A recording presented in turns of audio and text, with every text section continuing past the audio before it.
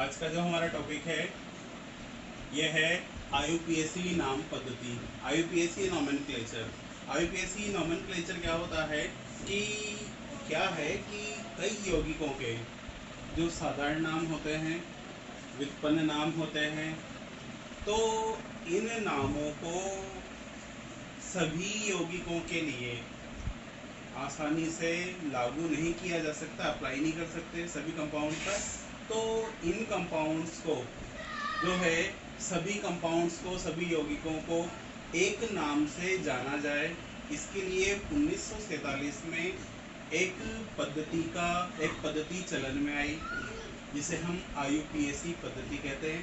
IUPAC पद्धति जो कि जिनेवा पद्धति भी कहलाती है। आईयूपीएसी का पूरा नाम क्या होता है?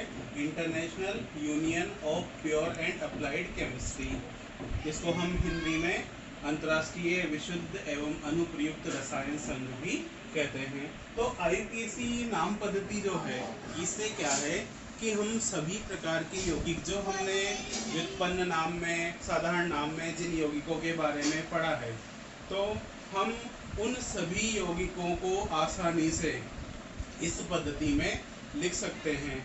और यह पद्धति जो है कुछ नियमों के आधार पर चलती है, जिनके द्वारा जो है हम आसानी से किसी भी कार्बनिक यौगिक का आईयूपीएसी नाम लिख सकते हैं।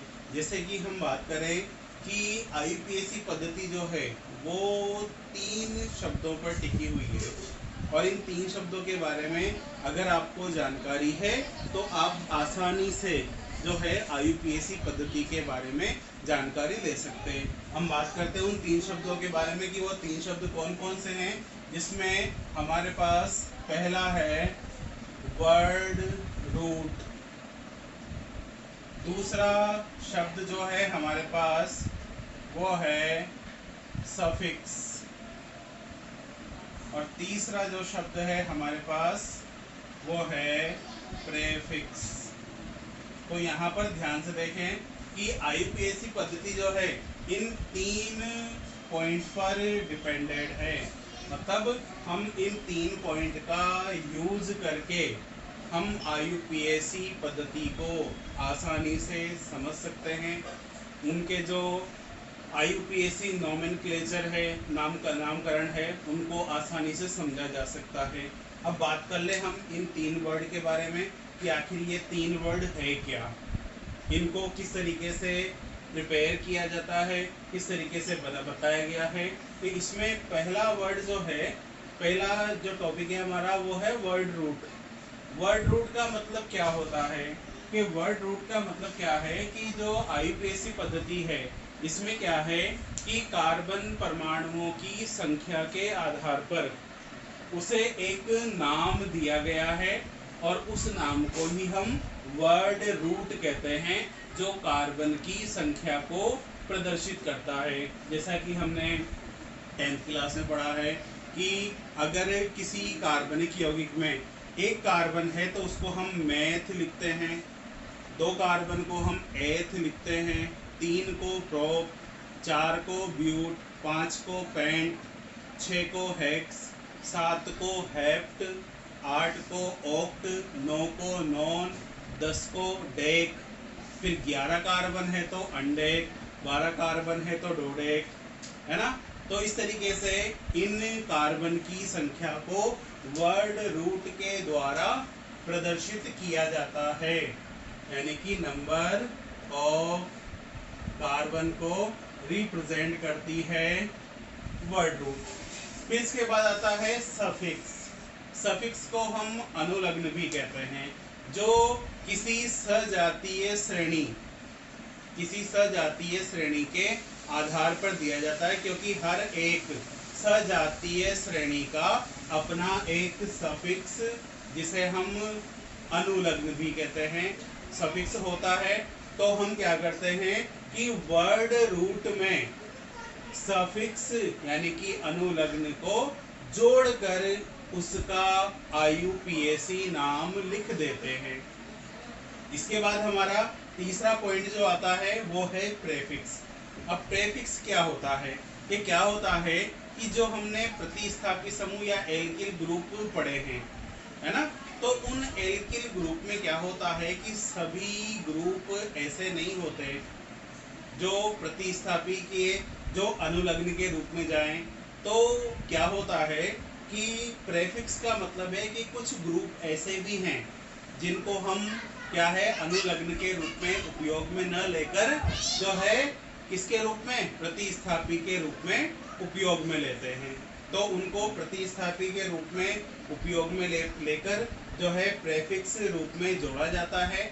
और एक बात का ध्यान रखें कि प्रेफिक्स का अर्थ होता है पूर्व लग्न, और पूर्व लग्न को हम वर्ड रूट से पहले काम में लेते हैं, क्योंकि यहाँ पर प्रेफिक्स जो है ये प्रतिस्थापी को बताता है और उस प्रतिस्थापी का कोई ना कोई पूर्व लग्न होता है। प्रतिस्थापी का मतलब क्या है, जैसे भी हम कहते हैं एल्किल ग्रुप या प्रतिस्थापी के बारे में बता रहे हैं, तो वास्तव में ये है क्या कि कार्बनिक यौगिक में क्या होता है कि जैसे हमने कहा कि एक कार्बन की ये श्रृंखला मैंने यहाँ पर बना दी है ना।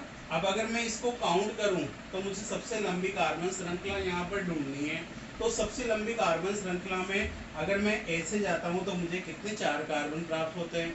अगर मैं लंबी कार्बन श्रृंखला में ऐसे जाता हूँ, ऐसे जाकर ये ऐसे, तो मुझे यहाँ पर 5 कार्बन प्राप्त होते हैं। लेकिन अगर मैं श्रृंखला का चयन ऐसे करता हूँ तो मुझे यहाँ पर कितने 6 कार्बन की श्रृंखला प्राप्त होती है। अब गौर करना कि इस 6 कार्बन की श्रृंखला में जो है ये 2 कार्बन जो है इसमें शामिल नहीं हुए हैं, और ये 2 कार्बन ही जो है ये प्रतिस्थापी जिन्हें हम साइड चेन पार्श्व श्रृंखला भी कहते हैं, और इनका जो नाम है वो प्रेफिक्स के रूप में वर्ड रूट से पहले लिखा जाएगा। तो सबसे पहले हम वर्ड रूट के बारे में थोड़ा डिटेल से जान लें, फिर सफिक्स को कैसे ऐड करते हैं इसके बारे में जानेंगे, फिर प्रेफिक्स के बारे में जानेंगे।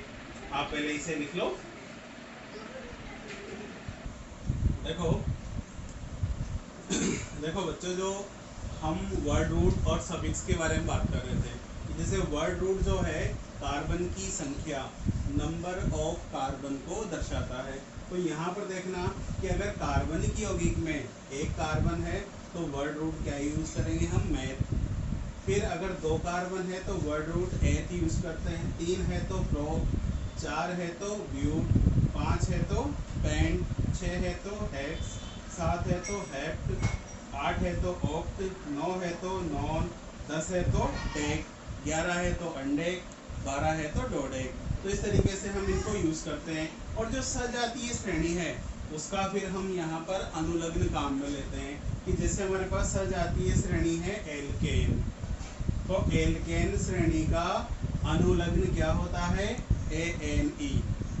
अर्थात कि अगर हम एल्क, जो यहाँ पे ये रूट वर्ड है, ये रूट वर्ड जो है, ये रूट वर्ड, ये जो इसमें एल्क है, इस रूट वर्ड को आप एल्क भी कह सकते हो, क्योंकि एल्क में अगर हम जो है रूट ये अनुलग्न एन यूज करेंगे तो एल्केन बनेगा।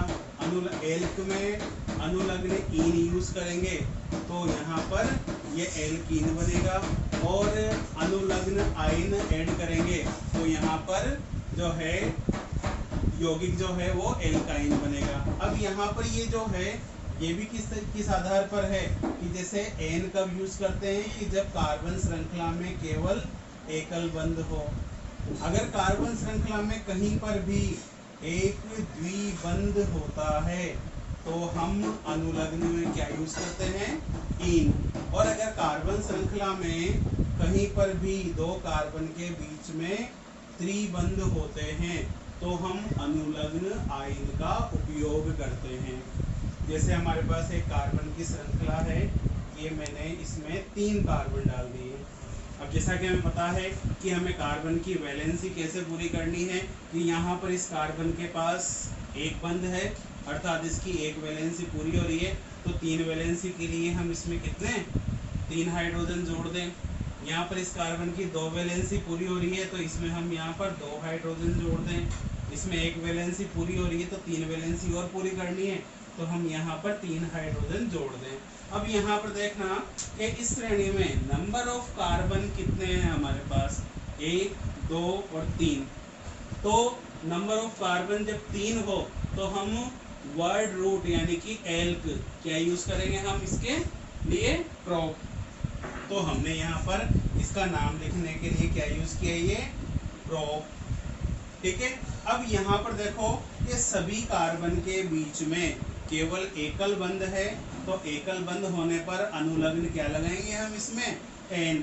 तो ये प्रोप प्लस एन, तो इसका पूरे का नाम क्या हो जाएगा, ये प्रोपेन।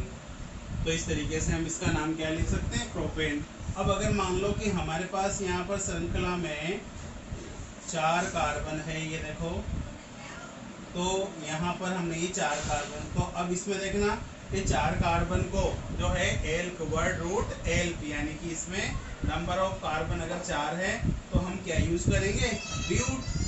फिर देखना ध्यान से कि सभी कार्बन के बीच में एकल बंध है, तो हम अनुलग्न क्या यूज कर सकते हैं, एन। तो इसका नाम क्या हो जाएगा, ब्यूटेन। तो इस तरीके से 3 कार्बन है तो प्रोपेन, 4 कार्बन है तो ब्यूटेन, 5 कार्बन है तो पेंटेन, 6 कार्बन है तो हेक्सेन, 7 है तो हेप्टेन, 8 है तो ऑक्टेन, 9 है तो नोनेन, 10 है तो डेकेन। तो इस तरीके से हम इनको काम में ले सकते हैं। इसे नोट कर लो। और ये पूरी टेबल जो दोनों लिखी हमने, वर्ड रूट वाली और सफिक्स वाली, ये दोनों टेबल को भी ऐड कर लो आप। इसके बाद हम बात करें कि जैसे हमारे पास ये कार्बन श्रृंखला है, CH2 double bond CH, CH2 CH3। अब यहाँ पर थोड़ा ध्यान से देखें कि इस श्रृंखला में देखना कि 4 कार्बन है। अब 4 कार्बन के लिए हम क्या लिख सकते हैं, ब्यूट। लेकिन एक चीज गौर करना कि यहाँ पर अब संपूर्ण श्रृंखला में 2 कार्बन ऐसे हैं जिनके बीच में द्विबंध, डबल बॉन्ड प्रेजेंट होता है। तो हम डबल बॉन्ड के लिए जो सफिक्स, जो अनुलग्न काम में लेते हैं, वो क्या होता है, इन। तो इसका नाम क्या हो जाएगा, ब्यूटीन, क्योंकि ब्यूट में सफिक्स इन जोड़ने पर क्या बन जाएगा, ब्यूटीन। इसी तरीके से देखना CH3 CH2 CH2 CH double bond CH2।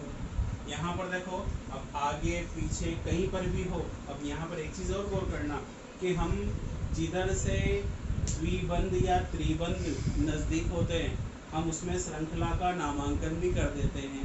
तो इस आधार पर हम इनके नाम भी लिख सकते हैं, वैसे ही जैसे हम ये बंध दे रखे हैं। जैसे कि अभी मान लो कि यहाँ पर ये द्विबंध इस कार्बन से चालू होता है, तो हम नामांकन इस साइड से कर देते हैं। अगर मान लो कि इस साइड से देखो द्विबंध चालू है, तो अब हम नामांकन इस साइड से कर देते हैं।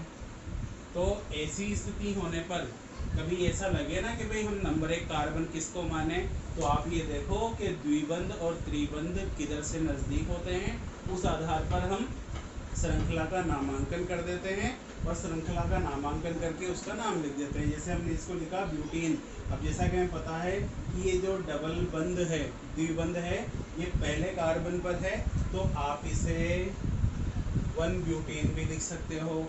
जैसे इसका नाम हमने क्या लिखा कि यहाँ 5 कार्बन है, तो 5 कार्बन के लिए वर्ड रूट क्या यूज करेंगे हम, फ्रेंड। और इसमें एक द्विबंध है, तो अनुलग्न क्या जोड़ दें हम इसमें, इन। लेकिन अगर आप चाहो कि इस कार्बन में हमें डबल बंध का नंबर भी दर्शाना है, तो हम क्या करेंगे, इसे हम 1 पेंटीन भी लिख सकते हैं। अगर मान लो कि द्विबंध या त्रिबंध जो भी है, तो अगर ये श्रृंखला के बीच में होते हैं, जैसे CH2 double bond CH3 CH double bond CH2 और ये CH3। अब इसे गौर ध्यान से देखिए, इसे गौर करिएगा कि यहाँ पर 5 कार्बन की श्रृंखला है। अब इस 5 कार्बन की श्रृंखला में सबसे बड़ा हमारे पास ये कंफ्यूजन है कि हम श्रृंखला में नामांकन कहाँ से करेंगे, ना ये इनके नंबर कैसे देंगे। कि आप इसमें से ये देखो कि इधर से अगर हम इसे काउंट करते हैं, तो यहाँ पर द्विबंध दूसरे कार्बन पर आ जाता है, और इधर से जब इसे काउंट करते हैं तो यहाँ पर द्विबंध तीसरे कार्बन पर आता है। तो कहने का मतलब यूँ है कि द्विबंध श्रृंखला में किस ओर से नजदीक होता है, इस ओर से।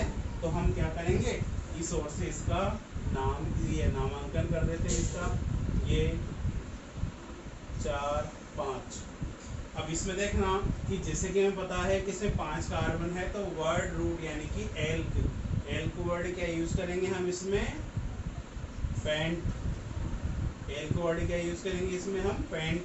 फिर यहाँ पर द्विबंध है, तो द्विबंध है तो हम इसके लिए यहाँ पर ये इन भी लिख सकते हैं, क्योंकि इसका अनुलग्न लगाना पड़ेगा ना हमें, इन। लेकिन द्विबंध देखो कौन से कार्बन से जुड़ा हुआ है, दूसरे कार्बन से। तो आप इसे चाहो तो 2 पेंटीन 2 डैश पेंटीन ऐसे भी लिख सकते हो, और आप चाहो तो इसे ऐसे भी लिख सकते हो कि इन, क्योंकि ये जो द्विबंध है ये दूसरे कार्बन पर है, तो आप इस 2 को है ना इन के पहले भी लिख सकते हो, पेंट डैश 2 डैश इन। तो आप इस तरीके से इसको लिख सकते हो। तो इस तरीके से अगर मान लो कि द्विबंध है ना, तो द्विबंध होने पर अनुलग्न इन जोड़ देते हैं। अब जैसे कि हम इसके लिए बात करें कि अगर मान लो कि यहाँ पर जो है कि इसमें जो है द्विबंध के स्थान पर त्रिबंध होता, तो त्रिबंध के लिए भी यही है, त्रिबंध के लिए भी कोई अलग से रूल नहीं है कि यहाँ पर हमने अनुलग्न इन का उपयोग किया है और त्रिबंध होने पर हम अनुलग्न आइन का उपयोग कर सकते हैं। तो यहाँ पर देखना कि कुछ और एग्जांपल हम इसमें देखें, जैसे कि हमारे पास ये CH triple bond C, CH2 CH2 CH2 और ये CH3। अब इसको गौर करिएगा कि यहाँ पर ये 1 2 3 4 5 6 टोटल 6 कार्बन है। अब जैसा कि हमें पता है कि इन 6 कार्बन की श्रृंखला है, ये संपूर्ण कार्बन की श्रृंखला में कितने कार्बन है, 6 कार्बन। अब इन 6 कार्बन में से ये देखो कि त्रिबंध किस ओर से है, इस ओर से है, तो हम इधर से ये 1 2 3 4 5 6 ये नामांकन इसको दे सकते हैं। अब इसमें देखना कि 6 कार्बन के लिए हम वर्ड रूट क्या यूज करेंगे, एल्क हेक्स, क्योंकि नंबर ऑफ कार्बन कितने इसमें 6 है, तो हम इसके लिए क्या यूज करेंगे, हेक्स। अब इसमें एक त्रिबंध है, अब ध्यान रखना कि द्विबंध होने पर हम एकल बंध को बिल्कुल काम में नहीं लेते, ऐसे कैसे जो है द्विबंध है। अब यहाँ पर त्रिबंध है और एकल बंध है, तो हमें पता है कि एकल बंध का अब कोई महत्व नहीं है। अब सिर्फ श्रृंखला किसके ऊपर डिपेंडेंट है, इस त्रिबंध के ऊपर, के द्विबंध और त्रिबंध के ऊपर जो है श्रृंखला जो है निर्भर करती है, और उसी के आधार पर हम उस यौगिक का नाम लिखते हैं। तो यहाँ पर ये लिख दिया मैंने हेक्स। अब यहाँ पर ये देखो पहले कार्बन पर है, तो आप इसे हेक्स 1 आइन आप इसे ऐसे भी लिख सकते हो, या फिर आप चाहो तो इसे 1 हेक्साइन 1 हेक्साइन आप इस तरीके से भी इसको लिख सकते हैं, 1 डैश हेक्साइन या हेक्स डैश 1 डैश आइन। तो आप इस तरीके से जो है इसका नामकरण कर सकते हो। अब ऐसे कैसे ही मान लो कि ये त्रिबंध अगर श्रृंखला के कहीं बीच में आता है, तो आप उस परिस्थिति में भी जो है इसको लिख सकते हो। आप पहले इसे नोट कीजिए। इसके बाद हम देखें कि हमारे पास ये कुछ और एग्जाम्पल है, कि जैसे कि हम यहाँ पर इसमें बात करें कि ये एग्जाम्पल है, इसमें क्या है कि एक त्रिबंध है, और जैसा कि हमें पता है कि त्रिबंध और एकल बंध जब दोनों हो तो हमें एकल बंध पर निर्भर रहना ही नहीं है। हमें हमारी जो श्रृंखला है, जो हमारा यौगिक है, वो किसके ऊपर निर्भर करेगा, त्रिबंध के ऊपर। तो सबसे पहले तो हम क्या करते हैं कि हम इसमें से नंबर ऑफ कार्बन कितने हैं, 4। इसका मतलब है कि वर्ड रूट जो है हमारा क्या होगा, ब्यूट। तो हमने यहाँ पर ये ले लिया ब्यूट। और इसमें एक त्रिबंध है, तो हमें पता है कि हम अनुलग्न आयन यहाँ पर लिखेंगे। अब एक चीज गौर करना कि हमारे पास इस श्रृंखला में ये जो त्रिबंध है वो श्रृंखला के मध्य में है, तो अगर मैं इधर से काउंट करता हूँ तो दूसरे कार्बन पर है, और इधर से काउंट करता हूँ तब भी दूसरे कार्बन पर है। इसका मतलब है कि हम श्रृंखला को किधर से भी काउंट कर सकते हैं। जब दोनों तरफ से बराबर वरीयता प्राप्त हो तो हम श्रृंखला का नामांकन किसी भी साइड से, किसी भी सिरे से कर सकते हैं। तो यहाँ पर ये 1 2 3 और ये 4। अब एक चीज गौर करना कि ये जो त्रिबंध है वो इधर से काउंट करने पर कौन से कार्बन पर आया है, दूसरे कार्बन पर। तो आप इसे 2 डैश ब्यूटाइन या फिर आप इसे ब्यूट डैश 2 डैश आइन ऐसे भी लिख सकते हो।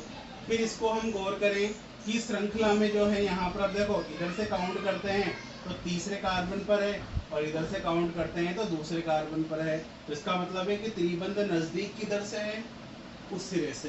तो हम नामांकन इस सिरे से कर देते हैं, ये नामांकन कर दिया मैंने। अब 5 कार्बन की श्रृंखला है तो 5 कार्बन की श्रृंखला के लिए वर्ड रूट यानी कि एल्क क्या होगा, पेंट, ये मैंने लिख दिया पेंट। अब एक चीज गौर करना कि यहाँ पर जो ये त्रिबंध है इधर से नामांकन करने पर कौन से कार्बन पर आता है, दूसरे कार्बन पर। ये देखो तीसरे पर भी है, लेकिन सिर्फ हम क्या देखते हैं, जिधर से नामांकन करते हैं ना उधर से देखते हैं कि नजदीक कार्बन कौन सा है जिससे त्रिबंध या द्विबंध चालू होता है। तो त्रिबंध इस कार्बन से चालू हुआ है तो हम इसे पेंट 2 और ये त्रिबंध के लिए अनुलग्न आयन।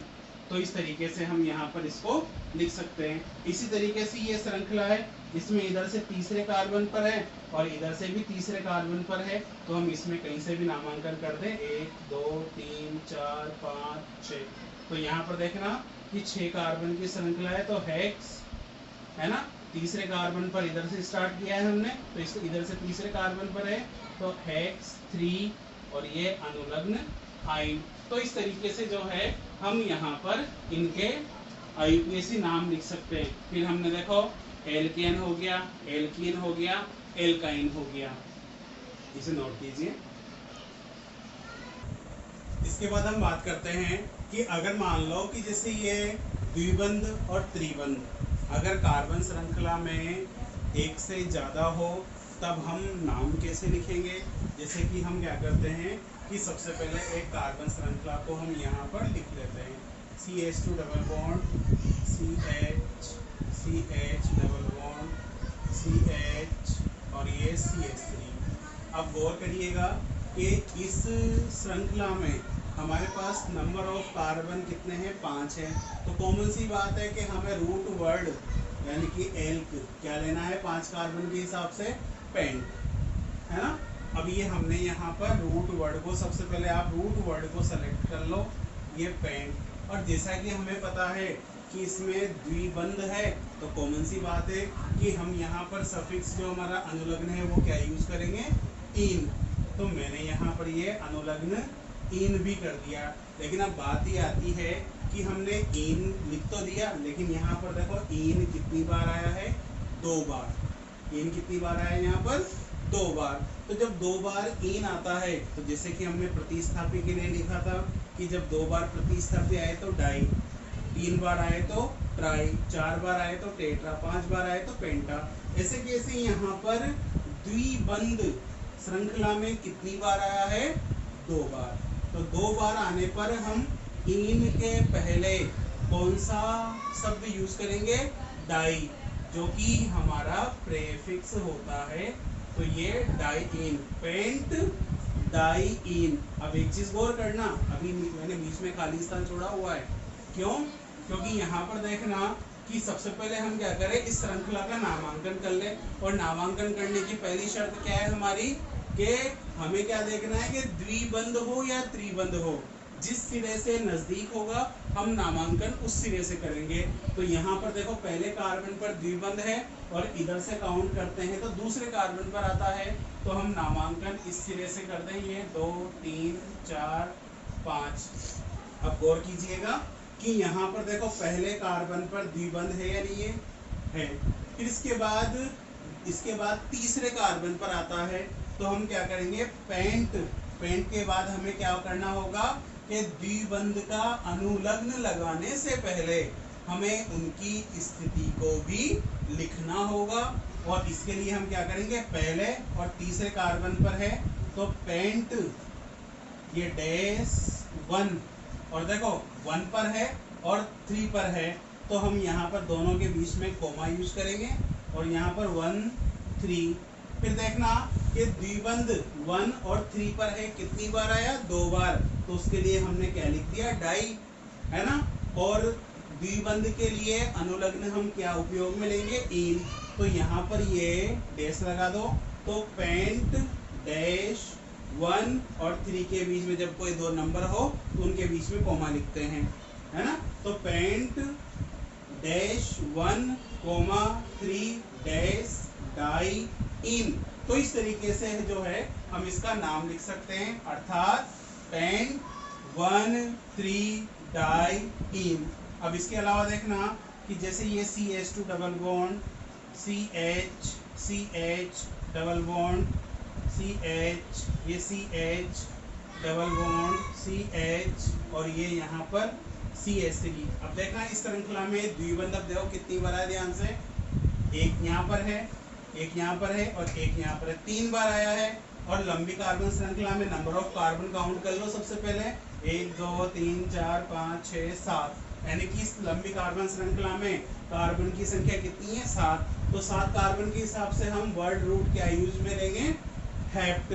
तो हमने वर्ड यूज हेप्ट उपयोग में लेना है, लेकिन उससे पहले इस श्रृंखला का नामांकन हमें करना है। और नामांकन हम किस ओर से करेंगे, जिस ओर से जो है द्विबंध को सबसे कम वरीयता प्राप्त होगी, यानी कि द्विबंध सबसे नजदीक होगा। तो यहाँ पर द्विबंध देखो इस ओर है, तो यहाँ पर हम नामांकन देखो, पहले कार्बन पर द्विबंध है और यहाँ से अगर हम काउंट करते हैं तो दूसरे कार्बन पर द्विबंध आता है। तो यहाँ पर ये नजदीक इधर से है, तो ये 1 2 3 4 5 6 और ये 7।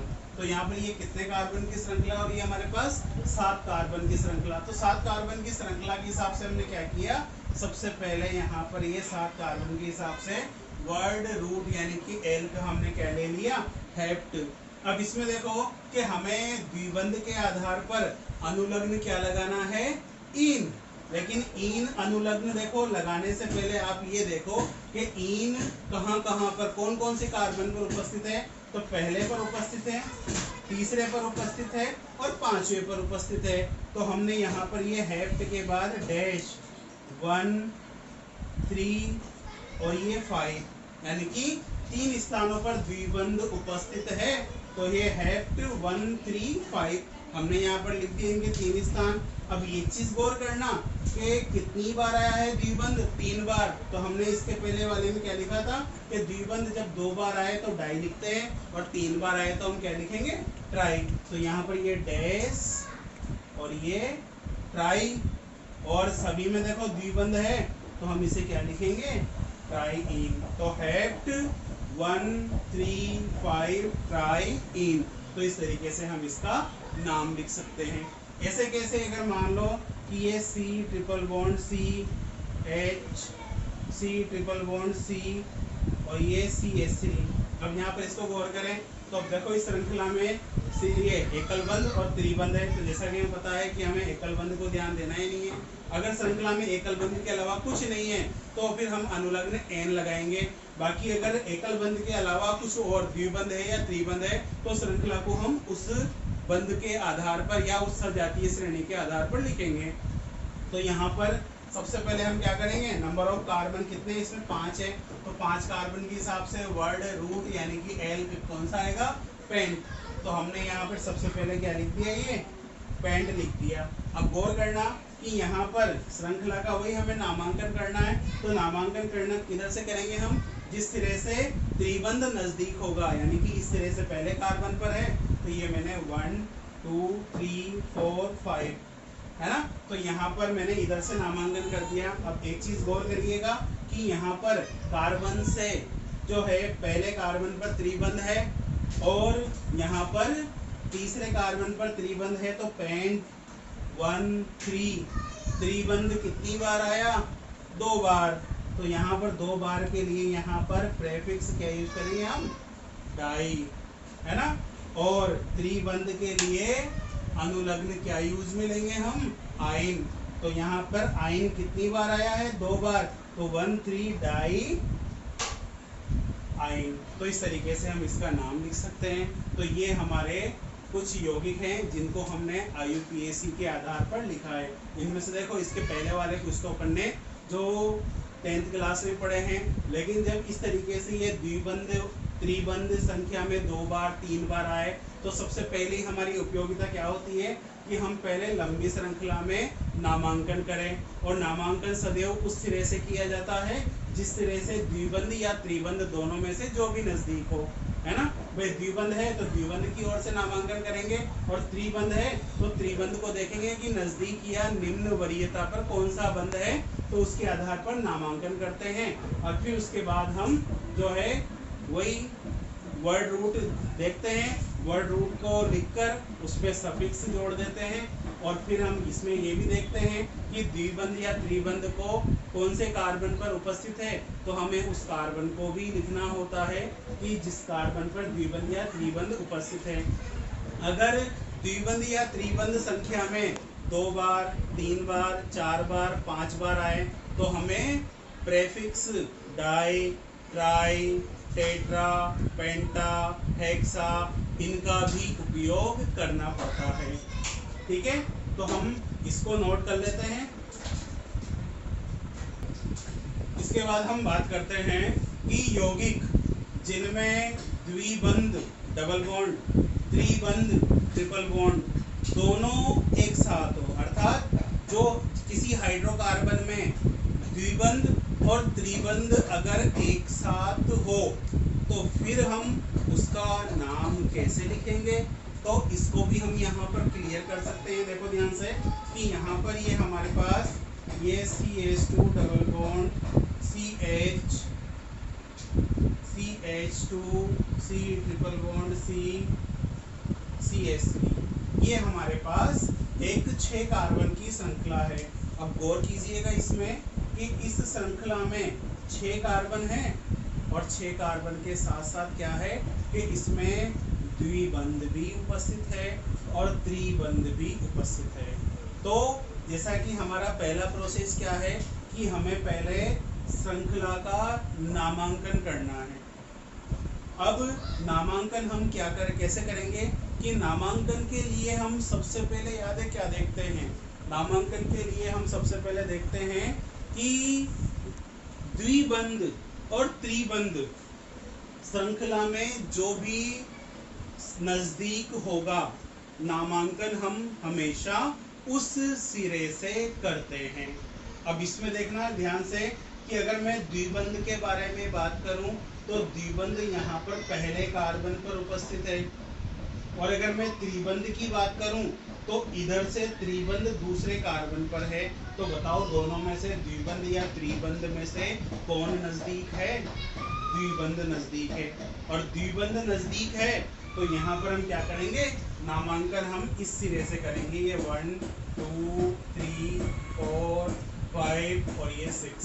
तो हमारे पास ये 6 कार्बन की श्रृंखला है जिसमें द्विबंध और त्रिबंध दोनों उपस्थित है। तो जैसा कि अपन ने कहा है कि द्विबंध और त्रिबंध जो भी नजदीक होगा हम नामांकन उस सिरे से करेंगे। फिर देखो एक नीचे हम यौगिक ले लें कि यहाँ पर ये H CH2 C H double bond CH CH3।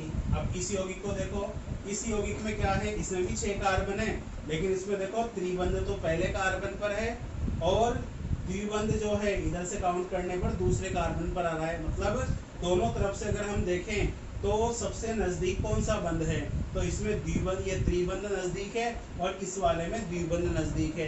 तो ध्यान रखना कि श्रृंखला का नामांकन हम सदैव उस सिरे से करते हैं जिस सिरे से द्विबंध या त्रिबंध दोनों में से कोई भी सबसे नजदीक हो या निम्नतम वरीयता को प्राप्त करता हो।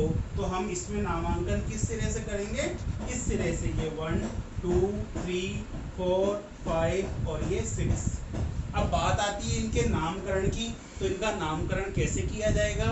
तो सबसे पहले हम एक चीज गौर कर लें कि यहाँ पर जो है नामकरण के लिए हमें सबसे पहले क्या करना है कि हमारे पास जो वर्ड रूट है यानी कि एल नंबर ऑफ कार्बन, तो उसमें वर्ड रूट में हमें अनुलग्न यानी कि सफिक्स को जोड़ देना है, और सफिक्स को जोड़कर जो है हम क्या लिखेंगे, उसका आईयूपीएसी नाम लिखेंगे। तो सबसे पहले इसमें नंबर ऑफ कार्बन कितने हैं, देखो यहाँ पर कि 6 कार्बन है, तो 6 कार्बन की श्रृंखला को वर्ड रूट में क्या कहा जाता है, हेक्स। तो मैंने इसके लिए क्या लिखा, ये हेक्स लिख दिया। अब इसको गौर करिएगा ध्यान से कि वर्ड रूट तो हो गया एक्स हेक्स। अब इसमें देखो ये द्विबंध भी है और त्रिबंध भी है। अब बात ये आती है कि हम अनुलग्न के क्या उपयोग में लेंगे। तो एक बात आपको बता दूं कि अगर द्विबंध और त्रिबंध है तो हमें अब दोनों ही अनुलग्न का उपयोग करना है। अर्थात हमें अनुलग्न इन भी लगाना है और अनुलग्न आइन भी लगाना है। अब इसमें इन और आइन को लगाना है तो हम सबसे पहले देखें कि इन की शुरुआत कहाँ से होती है, ई से, और आइन की शुरुआत कहाँ से होती है, वाई से। तो एक बात का ध्यान रखना कि जो अंग्रेजी वर्णमाला क्रम में पहले आता है हम पहले वही अनुलग्न लगाएंगे, क्योंकि इन में तो है आता है ई और आइन में आता है वाई। तो अंग्रेजी वर्णमाला क्रम में ई पहले आता है वाई से पहले, इसलिए हम पहले इन अनुलग्न लगाएंगे और उसके बाद आइन अनुलग्न लगाएंगे। तो यहाँ पर ध्यान से देखना कि हेक्स इन कौन से कार्बन पर है, पहले कार्बन पर है। तो हेक्स डैश 1 डैश ये इन, ठीक है। फिर इसके बाद देखना कि आइन कौन से कार्बन पर है, इधर से काउंट करने पर 4th नंबर के कार्बन पर है। तो फिर इसके बाद डैश ये 4 और ये आइन। तो इस तरीके से हेक्स 1 इन 4 आइन, इस तरीके से हम इसका नाम लिखेंगे। फिर इसके बाद हम इसकी बात करते हैं। तो इस यौगिक में देखना ध्यान से कि इसमें त्रिबंध पहले है, तो हमें उससे मतलब नहीं है कि त्रिबंध पहले है या द्विबंध पहले है, हमें तो सिर्फ नामांकन करना। तो हमने नामांकन कर दिया। नामांकन की श्रृंखला में कितने कार्बन है, 6 कार्बन। तो 6 कार्बन के लिए हम क्या लिखेंगे, हेक्स। लेकिन बात अभी भी वही है कि अनुलग्न पहले इन का आएगा और फिर आइन का बाद में आएगा।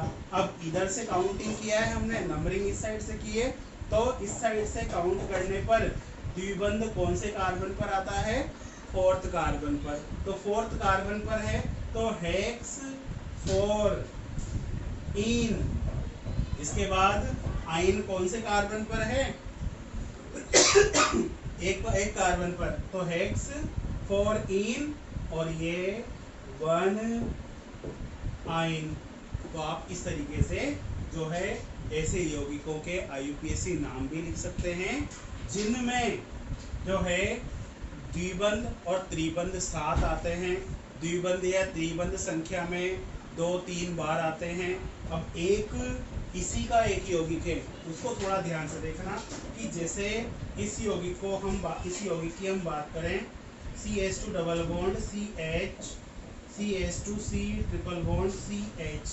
अब गौर करना कि इस यौगिक में देखना कि इधर से पहले कार्बन पर द्विबंध है और इधर से पहले कार्बन पर त्रिबंध है। अब बात ये आती है कि हम अब इसमें श्रृंखला का नामांकन किस सिरे से करेंगे। तो इसका भी हमारे पास सबसे सीधा सॉल्यूशन है। जैसा कि हमने बताया कि द्विबंध का अनुलग्न होता है इन और त्रिबंध का अनुलग्न होता है आइन। तो यहाँ पर देखना कि इन में तो ई आता है और आइन में क्या आता है, वाई। तो अंग्रेजी वर्णमाला क्रम में इन में ई और आइन में वाई, दोनों में से पहले कौन आएगा, ई। अर्थात कि हम नामांकन उस सिरे से करेंगे जिस सिरे से द्विबंध को न्यूनतम वरीयता प्राप्त हो या द्विबंध नजदीक हो। कब, जब द्विबंध और त्रिबंध दोनों बंधों को कार्बन श्रृंखला में समान वरीयता प्राप्त हो। तो जैसा कि अभी हमने बताया कि जब द्विबंध और त्रिबंध को समान वरीयता प्राप्त हो, यानी कि इधर से भी पहले कार्बन पर द्विबंध है और इधर से भी पहले कार्बन पर त्रिबंध है, तो हम नामांकन किस सिरे से करते हैं, जिस सिरे से द्विबंध नजदीक हो या द्विबंध को न्यूनतम वरीयता प्राप्त हो। क्यों, क्योंकि द्विबंध में इन है, द्विबंध का अनुलग्न क्या है, इन, और इसमें आता है ई, और त्रिबंध का अनुलग्न है आइन और इसमें आता है वाई। और ई और वाई में पहले कौन आता है, ई, तो नामांकन हम इस सिरे से करते हैं। तो ये हमने 1 2 3 4 5 इस तरीके से इसका नामांकन कर दिया। अब जैसे कि हमें पता है कि 5 कार्बन की श्रृंखला है, तो 5 कार्बन की श्रृंखला के लिए वर्ड रूट यानी कि एल्क क्या लेंगे हम यहाँ पर, ये पेंट, ये हमने ले लिया पेंट। अब जैसा कि हमें पता है कि जब हम अनुलग्न लगाते हैं तो पहले द्विबंध का अनुलग्न इन लगाएंगे और फिर त्रिबंध का अनुलग्न आइन लगाएंगे। तो यहाँ पे द्विबंध का अनुलग्न है इन, कौन से कार्बन पर है, पहले कार्बन पर है, तो पेंट 1 इन, और ये चौथे कार्बन पर आयन है, तो ये 4 आयन। तो इस तरीके से जो है हम यहाँ पर ऐसे यौगिकों का नामांकन कर सकते हैं। तो आप इसे नोट कीजिए, और ये हमारा आज का टॉपिक इसमें कंप्लीट होता है। और इस वीडियो को मैं आपसे रिक्वेस्ट करूँगा कि कम से कम 2 से 3 बार देखें इस वीडियो को, तब जाके आपको ज़्यादा अच्छे से इसके सारे फंडामेंटल समझ में आएंगे। क्योंकि अगली क्लास में, नेक्स्ट क्लास में हम जो डिस्कस करने वाले हैं कुछ ऐसे कार्बनिक यौगिकों के बारे में जिनमें प्रतिस्थापी यानी कि साइड चेन होती है। तो साइड चेन वाले जो कार्बनिक यौगिक हैं उनका नाम कैसे लिखा जाता है, क्योंकि अभी हमने जो यौगिक काम में लिए हैं उन यौगिकों में देखना सब में जो सफिक्स है, देखो यहाँ पे लिखा हुआ है प्राइमरी अर्थात प्राथमिक, क्योंकि हमारे पास जो सफिक्स अनुलग्न होते हैं वो प्राथमिक और द्वितीयक 2 प्रकार के होते हैं। और इन दोनों प्रकार के सफिक्स का उपयोग हम कैसे करते हैं, जिसमें हमने प्राइमरी सफिक्स का उपयोग करना बताया। और जो सेकेंडरी सफिक्स आता है, द्वितीय सफिक्स आता है, द्वितीयक अनुलग्न आता है, तो वो द्वितीयक अनुलग्न जो है वो याद है क्रियात्मक समूह से आता है। और जब हम क्रियात्मक समूह भी है तो अब तो हम किस तरीके से उनका उपयोग करते हैं ये हम अगली क्लास में देखेंगे। तो अभी के लिए हम इसको यहीं पर छोड़ते हैं, मतलब यहीं पर क्लास खत्म करते हैं।